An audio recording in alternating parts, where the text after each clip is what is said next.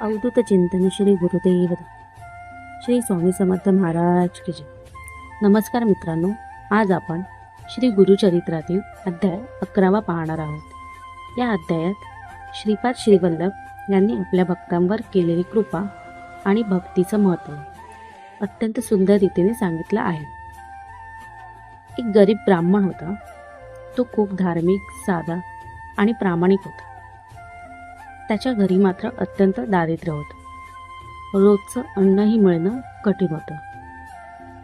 तरीसुद्धा तो ब्राह्मण देवभक्ती, पूजा आणि अतिथी सेवा कधीही सोडत नव्हता. त्याची पत्नी मात्र खूप त्रस्त होती. घरात काहीच नसताना देखील हा नेहमी दानधर्म आणि पूजा करतो. यामुळे ती त्याला वारंवार सांगत असे की आपण आधी स्वतःचा संसार बघायला हवा. पण तो ब्राह्मण नेहमी शांतपणे म्हणायचा, देवावर विश्वास ठेव, तो सर्व काही ठीक करेल. एक दिवस असा आला की घरात अगदी थोडंसंच अन्न उरलेलं होतं. तेवढ्यात श्रीपाद श्रीवल्लभ भिक्षा मागण्यासाठी त्या ब्राह्मणाच्या घरी आले.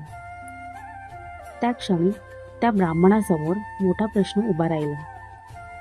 घरच्यांसाठी अन्न ठेवावं की गुरूंना द्यावं? पण त्याने क्षणभरही विचार केला नाही. त्याने आणि त्याच्या पत्नीने मिळून जे काही थोडंसं अन्न होतं ते अत्यंत श्रद्धेने आणि नम्रतेने श्रीपादांना अर्पण केले. श्रीपाद श्रीवल्लभ यांच्या या निस्वार्थ भक्तीवर अतिशय प्रसन्न झाले. त्यांनी त्या ब्राह्मणाला आशीर्वाद दिला, तुमच्या घरी कधीही अन्नाची कमतरता भासणार नाही.